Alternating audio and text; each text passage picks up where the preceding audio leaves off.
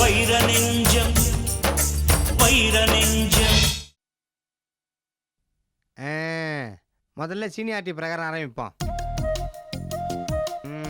பாட்டி என்ன உங்களுக்கு இன்னைக்கு என்ன ஸ்பெஷல் ஒன்று டக்குன்னு சொல்லுங்க. எனக்கு ஒரு ஸ்பெஷலும் வேண்டாம். இந்த அண்ணாமலை கிட்ட அப்படிலாம் சொல்லப்படாது. இந்த அண்ணாமலை ஒரு கைத்தேர்ந்த சமையல்காரன். 5 ஸ்டார் ஹோட்டல்ல நான் வா வான்னு கூப்பிடுது. நான் தான் போனா போட்டோம், வயசான காலத்துல உங்களுக்கு வாய்க்கு ருசியா சமைச்சு போடணும்னு வெயிட் பண்ணிக்கிட்டு இருக்கேன். சொல்லுங்க என்ன வேணாம். ஆமா, இன்னைக்கு என்ன விசேஷம்? ஏதாவது விசேஷமா இருந்தா தான் வாய்க்கு ருசியா சாப்பிடணுமா? பணக்கார வீட்டெல்லாம் டெய்லி விசேஷமா வாய்க்கு ருசியா சமைச்சு சாப்பிடுவாங்க. சொல்லுங்க பாட்டி டக்குன்னு என்ன வேணும்னு. ஏ டாடி, என்ன பாட்டி? உனக்கு நேரம் சரியில்லைன்னு நினைக்கிறேன். என்ன பாட்டி பாட்டி சொல்லி தட்ட ஆட்சி மாதிரி ரொம்ப முறைக்குதே. யூத்து முறைக்குது. என்னடா கலாடா பண்ணிட்டு இருக்கியா? ரொம்ப காமெடி பண்றதா நினைப்பு. வசனம் பேசி போர் அடிச்சுக்கிட்டு யாரு? நானா? நான் இருக்கனால தான் கலகலப்பா இருக்கு, புரிஞ்சுங்க. டேய் கொஞ்ச நேரம் சும்மாறா. சரி முதலாளி. மாமா உங்ககிட்ட ஒரு முக்கியமான விஷயம் பேசணும். சொல்லுங்க மாப்பிள்ள. சொல்லு. நீங்களே சொல்லுங்க. நீங்க 2 பேரும் தயங்குறத பார்த்தா ஒரே குழப்பமா இருக்கு. எதுவா இருந்தாலும் சொல்லுங்க. மாமா நான் சொல்றேன், தப்பா எடுத்துக்காதீங்க. நானும் சக்தியும் கலந்து பேசி தான் இந்த முடிவுக்கு வந்திருக்கோம். என்ன முடிவு? நான் சக்தி அண்ணாமலை மாமி எல்லாரும் வேற ஒரு வீட்டுக்கு குடி போலான்னு.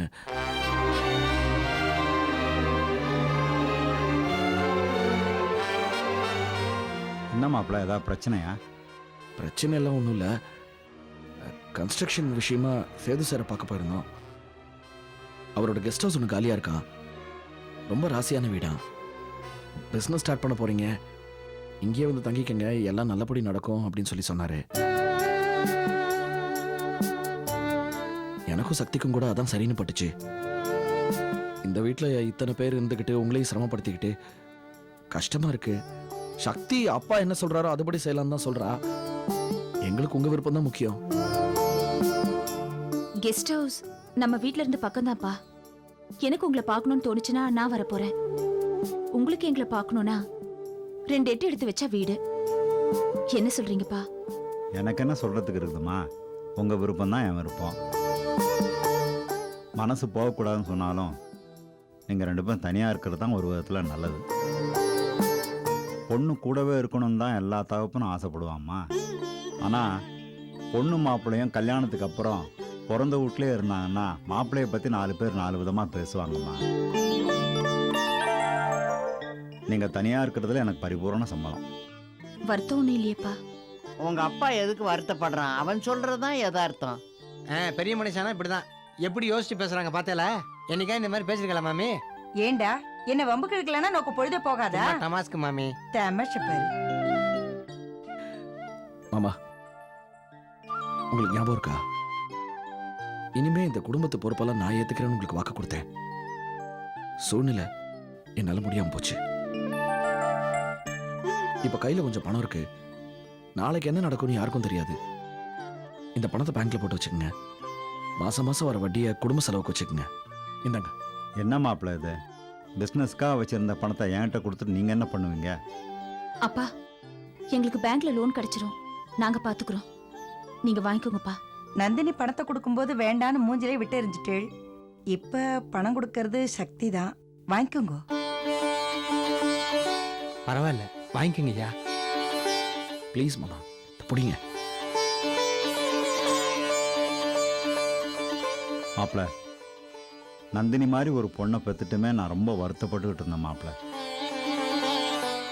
ஆனால் சக்தி மாதிரி ஒரு பொண்ணை பெற்று அவளுக்கு இப்படி ஒரு வாழ்க்கை துணை அமைஞ்சிருக்கதை பார்க்கும்போது ஏதோ ஒரு ஜென்மத்தில் நான் புண்ணியம் பண்ணியிருக்கேன்னு நினைக்கிறேன். நான் ரொம்ப கொடுத்து வச்சவன் மாப்பிள்ள. என்ன மாமா இது? நான் உங்களை அப்பா ஸ்தானத்தில் தான் வச்சு பார்க்குறேன். உங்களை நல்லபடியாக பார்த்துக்க வேண்டியது என்னோட கடமை.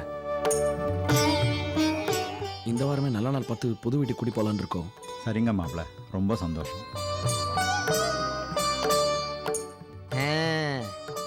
காமெடியில் ஆரம்பிச்சு சென்டிமெண்ட்ல முடிச்சாச்சு. மறுபடியும் காமெடியில் முடிக்கணும். அதான் நம்ம ட்ரெண்டு. பஞ்சு டைலாக் ஏதாவது பேசிவங்களாம் சிரிக்க வைக்கணுமே. என்ன பண்ணலாம்? இப்படி சொன்னா கரெக்டா இருக்குமோ? அதான் ஒத்து வராது அண்ணாமலை. வேற ஏதாவது நல்ல விதமா சொல்லு. அது அது என்ன வீடே கழுவி விட்ட மாதிரி இருக்கு. என்ன யாரையுமே காண? ஆஹா, இப்பதான்டா புரியுது. நாம பேச ஆரம்பிச்சா சொல்லாம கொள்ளாம ஏன் எல்லாரும் கிளம்புறாங்கன்னு இப்பதான்டா புரியுது. பேச்ச குறைக்கணுமோ? எப்பயுமே நமக்கு இவங்க ஆதரவு உண்டு.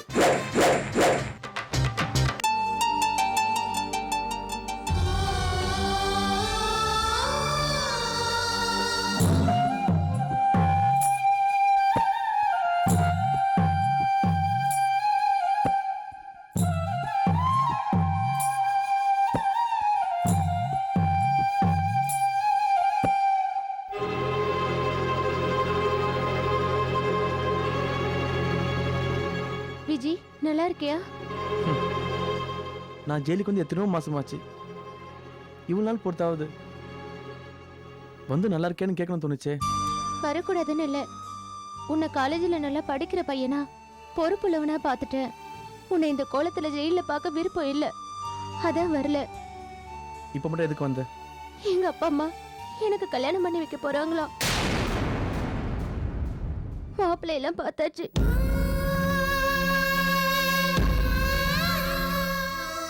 அடுத்த மாசத்துல என்ன சிங்கப்பூர் வர சொல்லிருக்காங்க. அங்க வச்சுதான் எனக்கு கல்யாணமா. என்னம்மா டைம் ஆச்சு, கிளம்பு கிளம்பு. சார் ஒரு 5 நிமிஷம். சீக்கிரமா சீக்கிரம். நான் வர விஜி.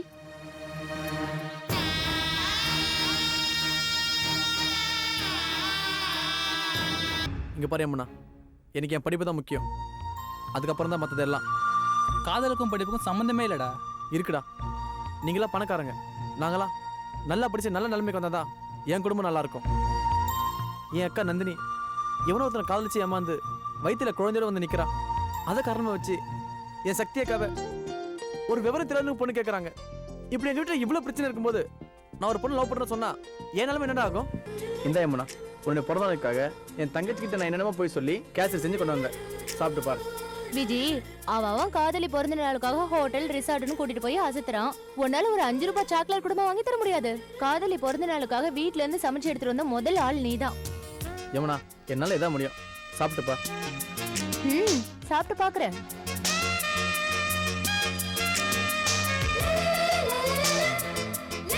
விஜி சூப்பர்டா. என் தங்கச்சி மலர் எது பண்ணாலும் சூப்பரா இருக்கும். உன் தங்கச்சி மலர் சமையலுக்காகவே உங்க வீட்டுக்கு மருமகளா வரணும் போல இருக்கு. இனிமே யமுனா நிழல் விடுற பக்கம் கூட நீ இருக்கக்கூடாது. இனிமே யமுனா எனக்கு மட்டும் தான் சொந்தம். புரிஞ்சு நடந்துக்க, பொழைச்சுப்போ. விஜி, அவனுக்காக நான் மன்னிப்பு கேட்டுக்கிறேன். பரவாயில்ல யமுனா. தேவையில்லாம என் வாழ்க்கையில தலையிடுறான். அவனை இப்படியே விட்டுட்டு இருந்தா சரிப்பட்டு வராது. இனிமே அவ எப்பவுமே நம்ம விஷயத்துல தலையிடாதபடி நான் பாத்துக்கிறேன்.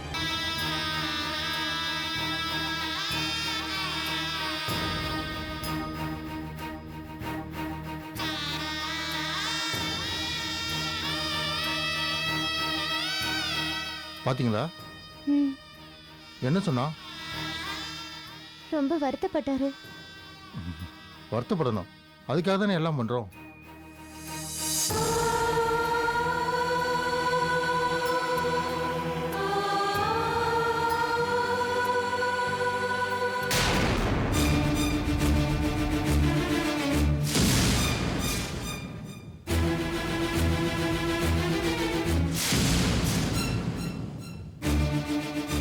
சரி சரி, இங்கேருந்து நம்ம பேசினா நல்லா இருக்காது.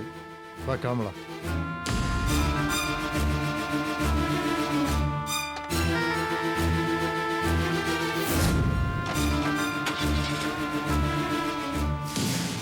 இந்த பொண்ணு ஏன் இவனோட சுத்திட்டு இருக்கா? இது நாள் வரைக்கும் விஜயை வந்து பார்க்காதவ இன்னைக்கு ஏன் பார்த்துட்டு போறா? இவளை ஃபாலோ பண்ண ஏதாவது விவரம் கிடைக்கும்னு நினைக்கிறேன்.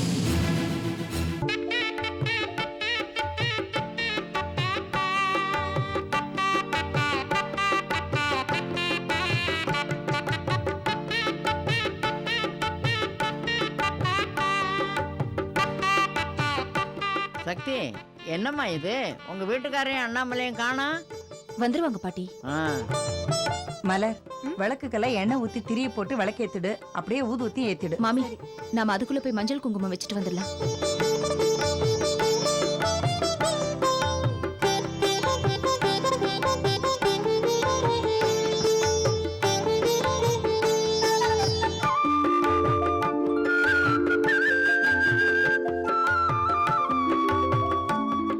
பாப்பா எவ்வளோ வேலை எவ்வளோ வேலை. பெண்டு கழிண்டு போச்சு பாட்டி இன்னைக்கு. ஏண்டா மார்க்கெட்ல போய் மளிகை சாமான் வாங்கிட்டு வர்றதுக்குள்ள உன் பெண்டு கழண்டு போச்சா?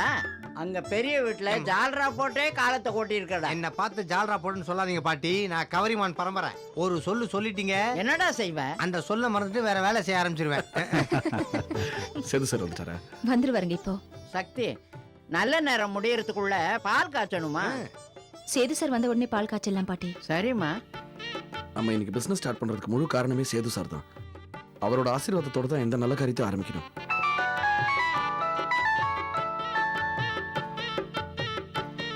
ஹலோ. சக்தி, சொல்லுங்க சார். ரொம்ப மன்னிக்கணுமா, இந்த ஃபங்க்ஷனுக்கு என்னால் வர முடியாது. ஒரு முக்கியமான மீட்டிங் போனோம். நீங்க வருவீங்கன்னு ரொம்ப எதிர்பார்த்துட்டு இருக்கோம் சார். புரியுது சக்தி, ஒரு முக்கியமான கிளையண்டோட மீட்டிங். நான் வந்தாலும் வராட்டாலும் என்னோட ஆசீர்வாதம் உங்களுக்கு எப்பவும் உண்டு. உங்கள் மாமனார் மாணிக்க விநாயகம் உங்களோட தான் இருப்பார். நீங்கள் கண்டிப்பாக நல்ல நிலைமைக்கு வருவீங்க. அந்த வீடும் ராசியான வீடு. நீ ஆசைப்படுற மாதிரி புதுசாக ஆரம்பிக்கிற பிஸ்னஸில் நம்பர் 1 நிலைமைக்கு கண்டிப்பாக வருவீங்க. நீங்க செய்யற உதவிக்கெல்லாம் ரொம்ப நன்றி சார். நான் வரலேன்னு தயவு செஞ்சு தப்பாக எடுத்துக்காதம்மா சக்தி. பரவாயில்ல சார். வைரத்திட்ட சொல்லிடுமா? சரிங்க சார். ஈவினிங் கண்டிப்பா வந்துருங்க சார். கண்டிப்பாக ஈவினிங் வரேன். எல்லாம் நல்லபடியாக நடக்கும். மனநிறைவோட சந்தோஷமா பாலை காய்ச்சுங்க. வச்சுட்டுமா? சரிங்க சார். என்ன சக்தி? சேது சார் முக்கியமான மீட்டிங்ல இருக்காரா, அவருக்காக வெயிட் பண்ண வேண்டாமா, சாயந்தரம் கண்டிப்பா வரேன்னு சொல்லியிருக்காரு. சரி அப்பா வாங்க, நல்ல நேரம் முடியறதுக்குள்ள பாலை காய்ச்சிடலாம். சரி வாங்க.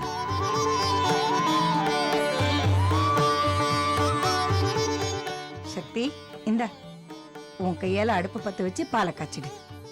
எல்லாம் நல்லபடியா நடக்கும்.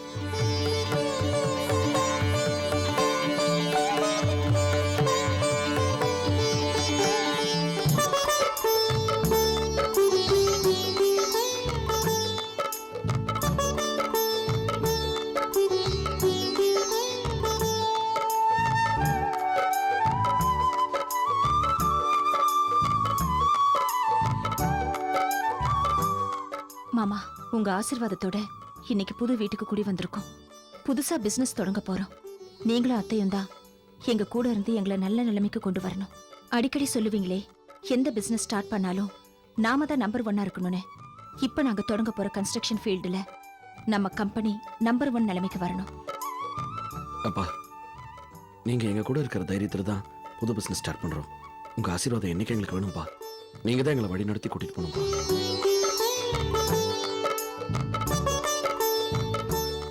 சக்தி, மாமா கிட்ட ஆசீர்வாதம் வாங்கிக்கோ. வா.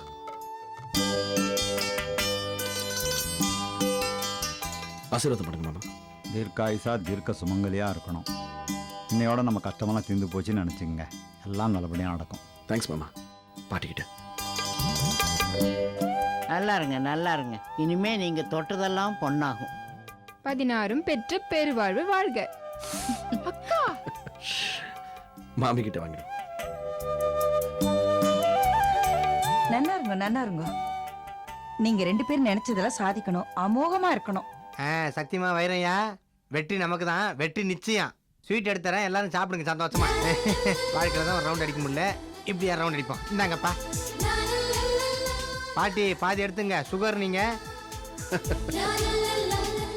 இந்தாங்க அம்மா. நீ சாப்பிடு. எடுத்துக்கிறேன். ஐயா எடுத்துங்க. நாங்க இதுல இருந்து அப்ப சரி. டேய் டேய், பாத்துடா, எல்லாத்தையும் தின்னுபட வர. இன்னைக்கு வாழ்க்கையில மறக்க முடியாத நாள். 2வது அத்தியாயம். நம்ம எதிர்காலமே புதுசா நாம ஆரம்பிக்க போற பிசினஸ்ல தான் இருக்கு. சக்தி, உங்களுக்கு கடவுளுடைய கருணையும் எங்க எல்லாருடைய ஆசீர்வாதமும் இருக்கு.